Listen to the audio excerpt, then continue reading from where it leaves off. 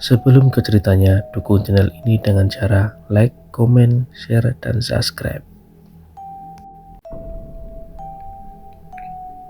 Saya dan 5 teman lainnya hanya bertahan selama 6 bulan di kontrakan. Posisi kontrakan tersebut di daerah Sleman bagian utara. Teror pocong menjadi puncak dari segala kegilaan yang terjadi. Tepat awal 2016, saya dan 5 orang teman kampus mengontrak sebuah rumah di bilangan Condong Catur, persis di pinggir Ring Road Utara. Sebuah rumah di mana teror pocong itu terjadi dan seperti tidak berkesudahan. Harga sewa kontrakan di Sleman tersebut memang tidak murah. Kami tetap sepakat untuk mengontrak di situ. Selain dekat kampus, faktor kebersihan dan akses yang mudah menjadi alasan untuk kami tinggal di sana. Untuk lebih mudah membayangkan cerita yang saya dan teman alami, saya coba gambarkan denah rumah yang kami sewa.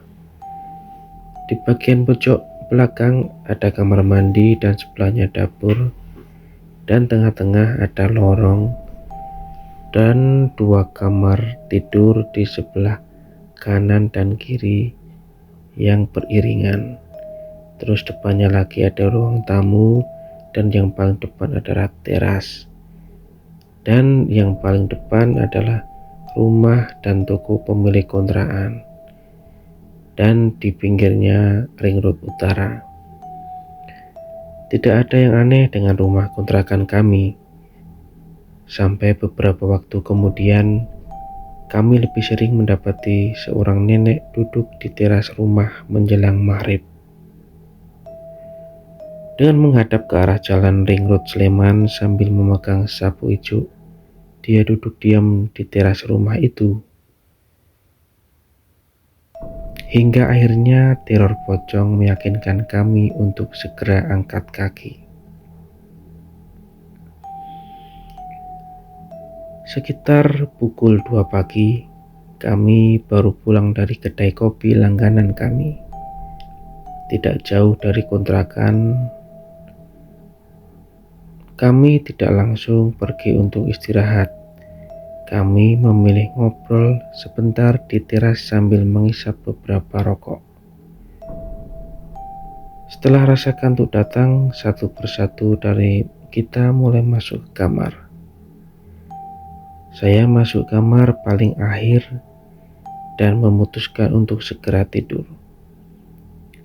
Belum sempat mata ini terlelap, tiba-tiba saya mendengar suara dari arah pintu kamar. Seorang mengetuk pintu kamar 3 kali dengan cepat. Saya terhenyak dari kasur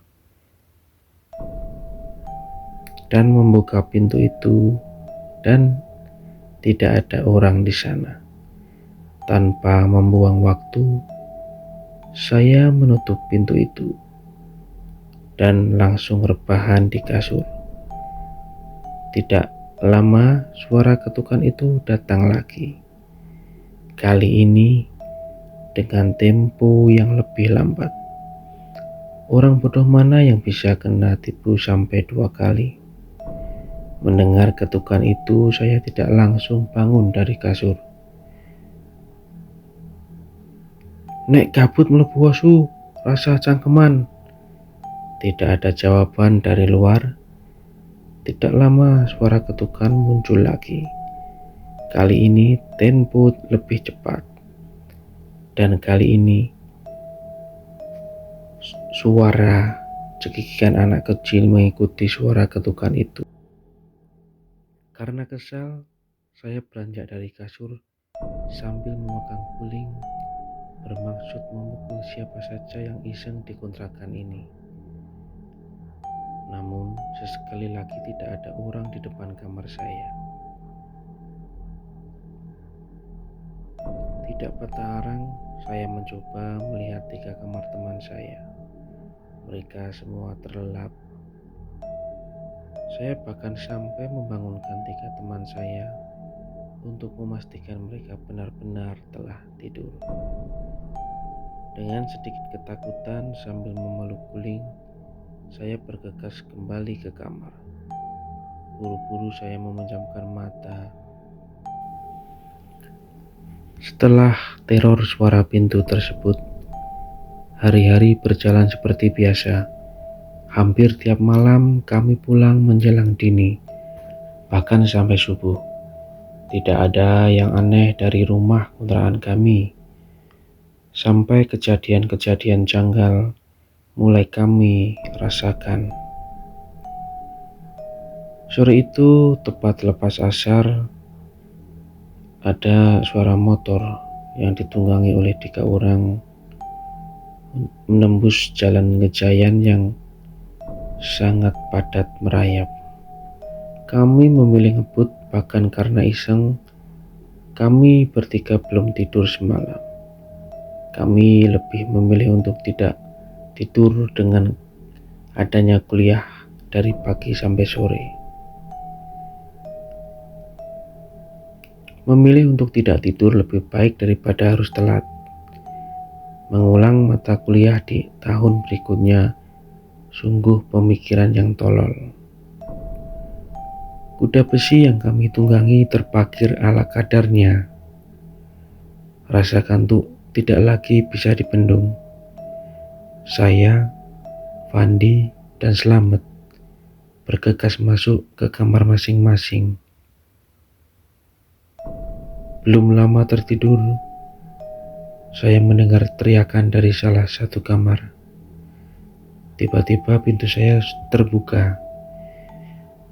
Menyusul kemudian Fandi dengan terengah masuk hanya memakai kolor. "Cuk, mau tidur aja pakai acara digelitik," dia mulai ngoceh. Seketika buyar harapan saya untuk tidur dengan nyenyak. "Kenapa sih?" saut saya dengan kesal. Fandi terus menggerutu tidak jelas. Awalnya, saya tidak ambil pusing. Dia mengatakan apa yang dialami barusan. Kakiku digelitik sama mbak-mbak." Tidak langsung percaya dengan omongan tersebut. Saya hanya menimpali dan bilang kalau itu hanya halusinasinya. Dia terus mengumpat, sedang saya terus mencoba untuk tidur. Hasrat besar saya untuk tidur berbanding lurus dengan hasratnya yang terus mengelak. "Ngopo to jane kowe iki?" Dia bilang kalau dikritik sama perempuan berambut panjang. Awalnya dia mengira itu ulah usil saya atau Slamet. Dengan mata yang masih tertutup, dia hanya mengumpat pelan. Namun semakin lama, gelitikannya semakin intens dengan diikuti suara tawa perempuan yang melengking. "Kayak gimana bentuknya? Cantik nggak?" tanya saya agak bergelegar karena masih kesal. Rambutnya terurai menutup muka. Aku lihat sekilas pucat banget mukanya. Baju kayak daster warna putih tapi lusuh. Dia menjelaskan dengan suara pelan. Nah, terus dia berdiri di pojokan kamar. Memang ya seperti itu kalau orang tua kita melarang kita tidur selepas asar dan menjelang maghrib. Selain bisa mengakibatkan linglung, potensi diganggu makhluk tak kasat mata semakin tinggi. Apalagi di kontrakan ini di mana teror terus menyusul. Cerita-cerita horor di kontrakan bagian utara ini mulai hangat. Kejadian Fandi membuat kami ketakutan. Ketukan pintu kamar saya juga semakin sering saya alami. Bahkan kali ini lebih beragam. Yang semula hanya pintu, kini juga beralih ke jendela kamar. Tunggu cerita Fandi dan teman-temannya di kontrakan hantu tersebut. Dan jangan lupa dukung channel ini dengan cara like, comment, share, dan subscribe. Sampai jumpa di cerita berikutnya. Serah.